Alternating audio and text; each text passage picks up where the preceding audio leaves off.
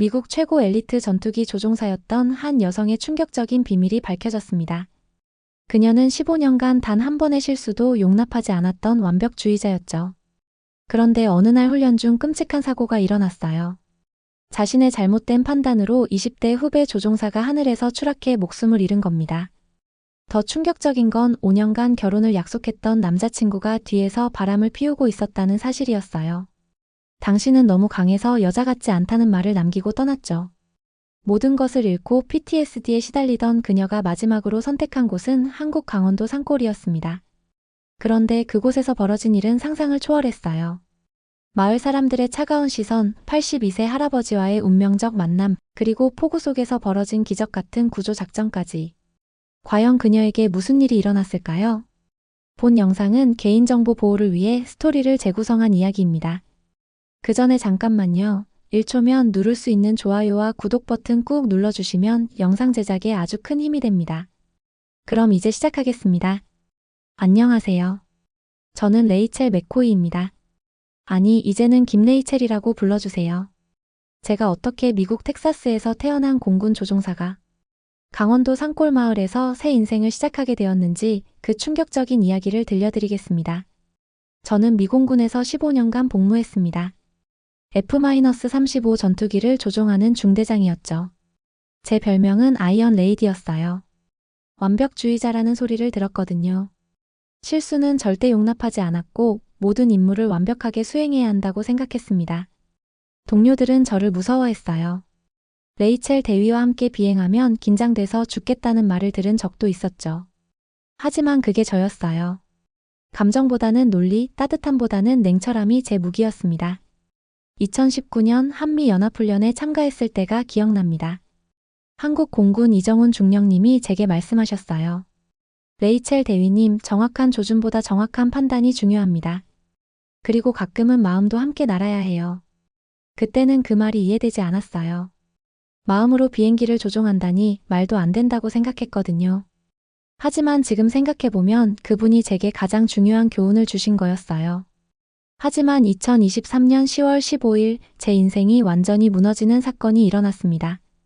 그날을 평생 잊을 수 없어요.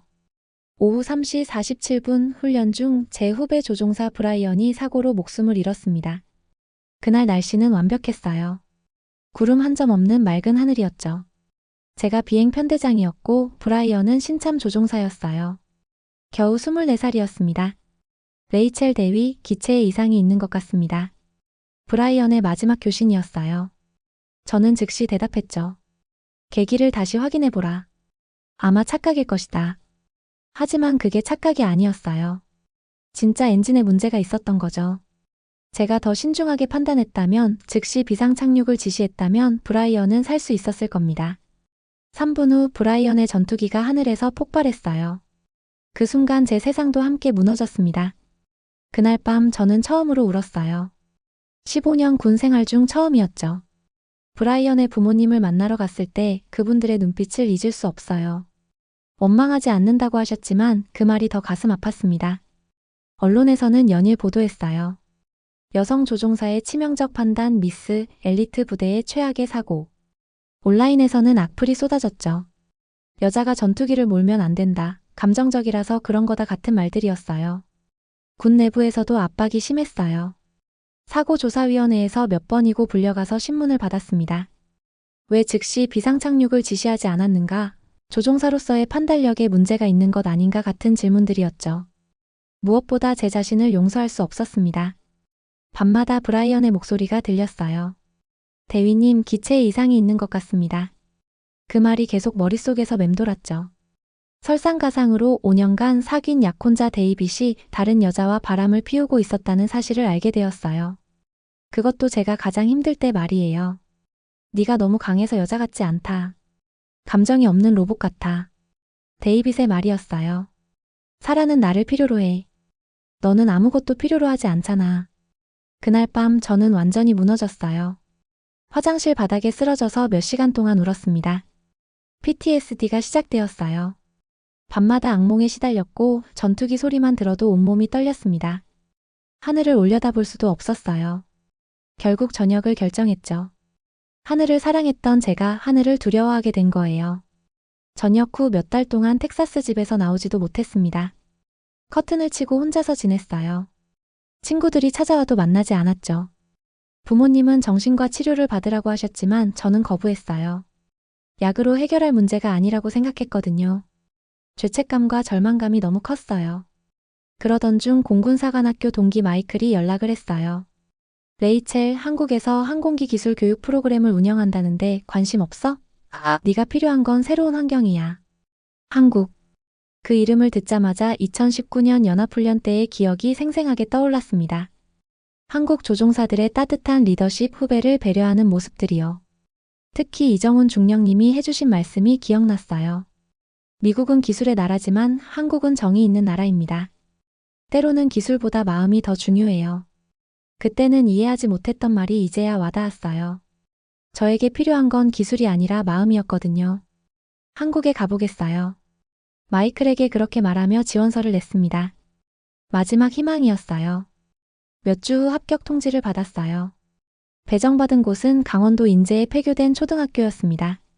구글 지도로 찾아보니 산으로 둘러싸인 정말 작은 마을이었어요. 부모님은 반대하셨어요. 왜 하필 그런 시골로 가려고 하느냐고 하셨죠. 하지만 저는 확신했어요. 거기서 새로 시작할 수 있을 것 같았거든요. 인천공항에 도착했을 때의 기분을 잊을 수 없어요. 14시간 비행 끝에 도착한 낯선 땅이었지만 이상하게 마음이 편했습니다. 강원도로 가는 버스 안에서 창밖을 바라봤어요. 산과 들판이 끝없이 펼쳐져 있었죠. 텍사스의 메마른 평원과는 전혀 다른 풍경이었어요. 초록색 산들이 마치 저를 감싸 안는 것 같았습니다. 폐교된 학교에 도착했을 때의 첫인상은 충격이었어요. 공군복 대신 작업복을 입고 조종관 대신 드라이버를 들게 되었죠. 깨진 창문, 녹슨 철문, 잡초로 뒤덮인 운동장. 하지만 이상하게 평온했어요. 여기서 정말 새로 시작할 수 있을까? 그런 생각을 하며 첫날 밤을 보냈습니다. 다음 날 아침 마을 사람들을 처음 만났습니다. 그들의 시선은 정말 차가웠어요. 외국인이자 여성 게다가 군인 출신이라니. 삼중고였죠. 마을 상점에 들어갔을 때의 일이 기억나요. 사람들이 수군거리는 소리가 들렸어요. 미국에서 온 여자가 뭘 안다고 여기 와서 설친다고? 특히 이장 부인 조금래 여사는 노골적으로 무시했어요. 제가 인사를 해도 대답도 안 하시더라고요. 나중에 알았지만 조금래 여사는 마을에서 가장 영향력 있는 분이셨어요. 외국 것들은 다 똑같아. 얼마 안 가서 도망갈 거야. 뒤에서 들리는 그런 말들이 가슴을 찔렀습니다. 언어의 벽도 높았어요. 한국어는 대학에서 조금 배웠지만 사투리는 정말 어려웠거든요. 특히 어르신들 말씀은 거의 알아들을 수 없었어요. 장을 보러 갔을 때도 마찬가지였어요. 가격을 물어봐도 대답을 안 해주시거나 터무니없이 비싼 값을 부르시기도 했죠. 외국인이라고 바가지를 씌우는 거였어요. 그런데 희망이 나타났어요. 이용구 할아버지였습니다. 82세의 그분은 젊은 시절 공군 조종사셨다고 했어요. 6.25 전쟁 때 전투기를 몰았다고 하시더라고요. 내가 내 나이 때 조종사였지. T-6 텍산이라는 훈련기를 몰았어. 하늘을 잊지 마라, 아가씨. 할아버지의 그 말씀에 눈물이 났습니다. 이곳에서 저를 이해해주는 분이 계시다는 것만으로도 큰 힘이 되었어요. 할아버지도 사고 경험이 있으세요? 제가 조심스럽게 물었어요. 있지. 1953년에 동료가 내 앞에서 추락했어. 그때 내가 잘못 유도했거든. 할아버지의 눈이 흐려지셨어요. 70년이 지났어도 그 친구 얼굴이 생생해. 그 순간 저는 깨달았어요. 제가 혼자가 아니라는 걸 말이에요. 처음 몇 주는 정말 외로웠습니다. 밤에는 혼자서 울기도 했어요. 하지만 포기하고 싶지 않았어요. 여기서 다시 시작하고 싶었거든요. 방치된 교실을 하나씩 정비하기 시작했습니다. 새벽 6시에 일어나서 해질 때까지 일했어요. 깨진 책상을 고치고 녹슨 나사를 교체하고 더러워진 칠판을 새 것처럼 닦았습니다. 손에 상처가 나고 등이 아파도 계속했어요. 전투기 정비할 때와 비슷했거든요. 정밀하고 꼼꼼하게 하나하나 점검하는 거죠. 3주째 되던 날 큰 변화가 있었어요. 마을 아이들이 호기심을 보이기 시작한 거예요. 처음에는 멀리서 구경만 하더니 점점 가까이 다가왔어요. 그러던 어느 날 이용구 할아버지의 손녀 진아가 찾아왔습니다. 초등학교 6학년이었는데 눈이 반짝반짝 빛났어요. 선생님, 진짜 전투기 조종사였어요? 진아가 호기심 가득한 눈으로 물었어요. 응, 15년 동안 했어. 제가 대답하자 진아의 눈이 더 커졌어요. 와, 대박. 그럼 드론도 만들 수 있어요? 진아의 질문에 가슴이 뛰었습니다. 오랜만에 누군가가 제 기술에 관심을 보인 거예요. 물론이지. 하지만 하늘을 나는 법부터 배워야 해. 안전이 가장 중요하거든. 그날부터 진아와 함께 드론 수업을 시작했습니다. 진아는 정말 똑똑했어요. 항공역학 기초부터 시작해서 드론 조립까지 모든 걸 스펀지처럼 흡수했어요. 선생님, 저도 나중에 조종사가 될 수 있을까요? 진아가 물었을 때 저는 확신했어요. 당연하지. 너는 재능이 있어. 하지만 기술보다 중요한 게 있어. 바로 마음이야. 아이들과 다시 하늘을 배우고 싶었거든요. 이번에는 무기가 아닌 꿈을 실어서 말이에요. 진아와 드론 수업을 한 지 한 달쯤 되었을 때 한 남자가 찾아왔습니다. 김태훈이라는 분이었어요. 30대 중반쯤 되어 보였고 체격이 좋았어요. 안녕하세요. 저는 김태훈입니다. 정비일 도와드릴까 해서 왔어요. 태훈 씨는 공군 출신 정비사라고 했습니다. 전역 후 마을에서 농기계 수리점을 운영하고 있다고 하더라고요. 도움이 필요하시면 언제든 말씀하세요. 말은 서툴렀지만 진심이 느껴졌어요. 처음에는 경계했어요. 갑자기 나타난 남자가 수상했거든요. 하지만 태훈 씨는 정말 순수한 마음으로 도와주려고 온 거였어요. 태훈 씨의 솜씨는 정말 대단했습니다. 제가 며칠 동안 고치지 못한 장비들을 뚝딱 고쳐주었어요. 말은 많지 않았지만 일할 때의 집중력이 엄청났죠. 전투기 정비하실 때도 이렇게 꼼꼼하셨나요? 제가 물으니 씩 웃으며 대답했어요. 당연하죠. 하늘에서는 실수가 곧 생명이니까요. 한 번은 엔진 점검을 대충 했다가 큰일 날 뻔했어요. 그 말에 깊이 공감했습니다. 우리는 같은 언어를 쓰는 사람들이었어요.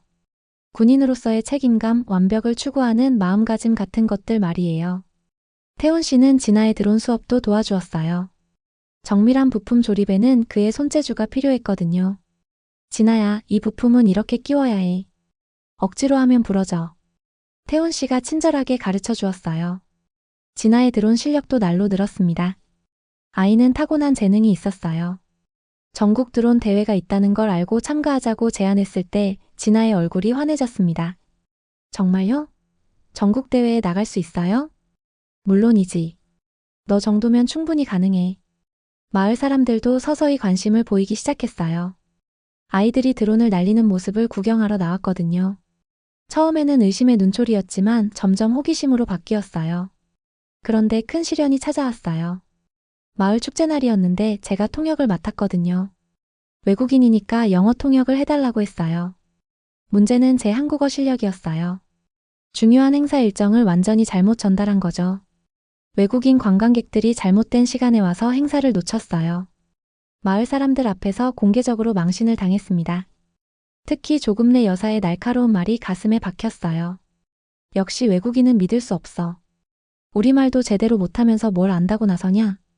그날 밤 모든 것이 무너져 내렸어요. 브라이언의 사고, 데이빗의 배신, 그리고 오늘의 실수까지. 모든 게 제 잘못 같았어요. PTSD가 다시 찾아왔습니다. 후배의 마지막 모습이 생생하게 떠올랐어요. 대위님, 기체에 이상이 있는 것 같습니다. 그 목소리가 계속 들렸죠. 식은땀을 흘리며 바닥에 쓰러졌습니다. 숨이 막혀서 죽을 것 같았어요. 혼자서 끙끙거리고 있는데 누군가 문을 두드렸어요. 이용구 할아버지였습니다. 쓰러진 저를 일으켜 세우며 말씀하셨어요. 전투기에서 내린 게 아니라 착륙한 거야. 다음 비행을 준비하는 거지. 할아버지의 따뜻한 손이 제 어깨를 감쌌어요. 그 온기가 얼어붙은 제 마음을 녹였습니다.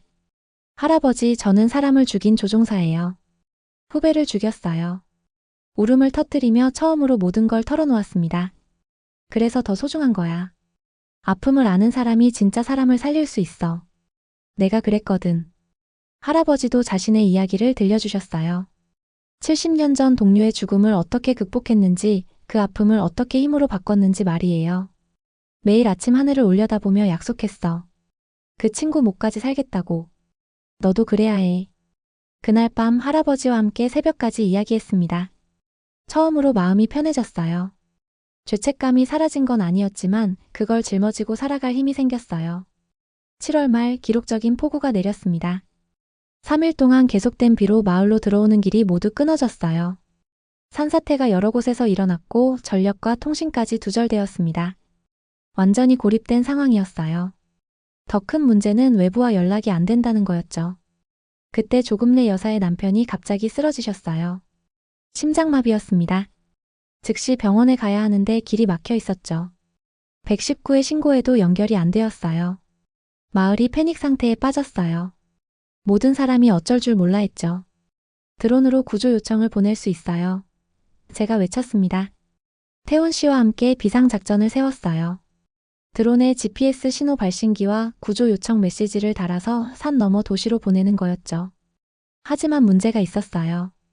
폭우와 강풍 때문에 일반 드론으로는 불가능했어요. 더 강력하고 정밀한 장비가 필요했습니다. 군용 통신 장비를 만들어야 해요. 제가 말했어요. 민간용 부품으로도 가능해요. 태훈 씨와 저는 밤새 작업했어요. 진아도 도와주었죠. 라디오, 안테나, 배터리, GPS 모듈을 조합해서 임시 통신 시스템을 만들었어요. 새벽 5시 드론이 날아올랐습니다.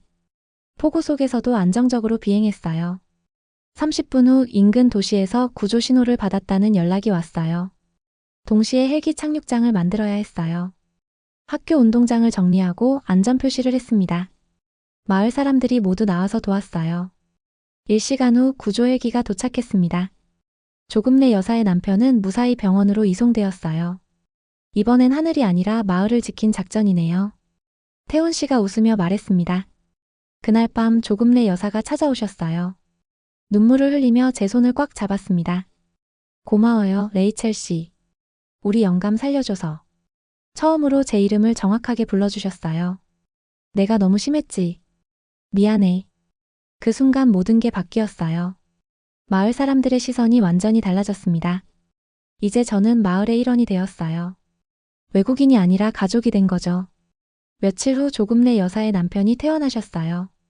첫 마디가 레이첼이 우리 생명의 은인이야였어요. 그때 정말 뭉클했습니다. 구조작전이 성공한 지 2달 후 미공군에서 연락이 왔습니다. 새로운 무인기 프로젝트에 제가 필요하다는 내용이었어요. 복귀 요청이었죠.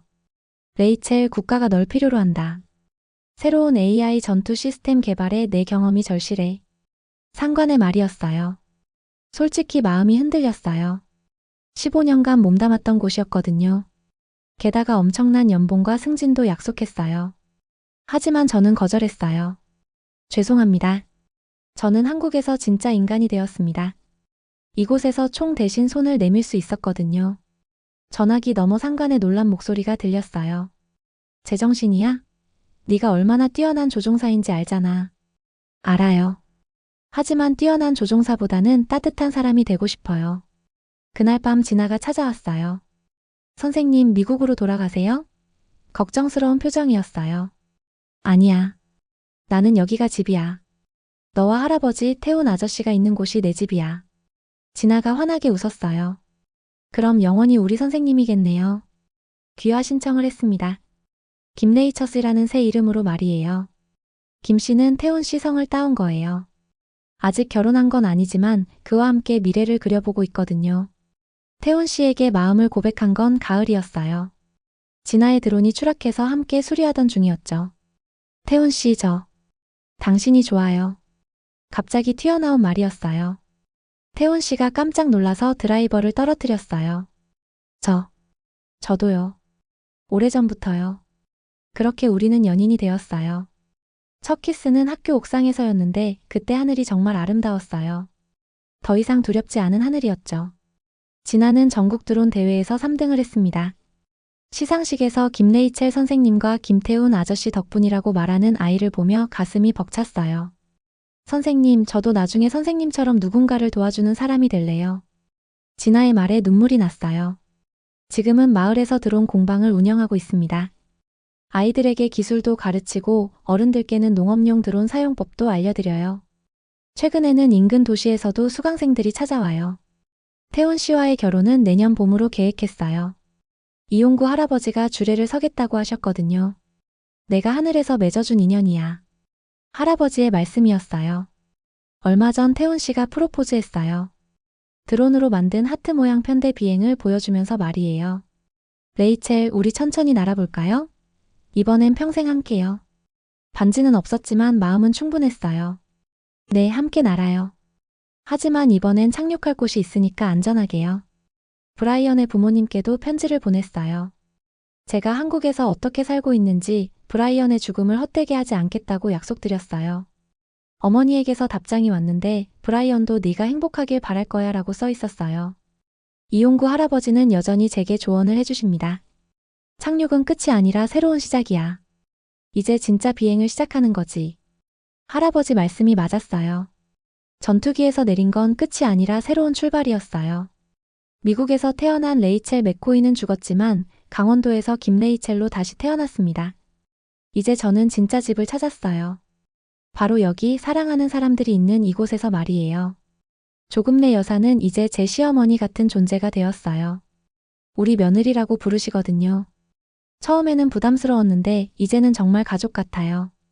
마을에는 제 이야기가 전설처럼 전해져요. 미국 여군이 우리 마을을 구했다는 이야기 말이에요. 과장된 부분도 있지만 그만큼 사람들이 저를 인정해준다는 뜻이죠. 가끔 옛 동료들이 연락해요. 미쳤냐? 왜 그런 시골에서 살고 있냐고 해요. 하지만 저는 확신해요. 여기가 제가 있어야 할 곳이라는 걸 말이에요.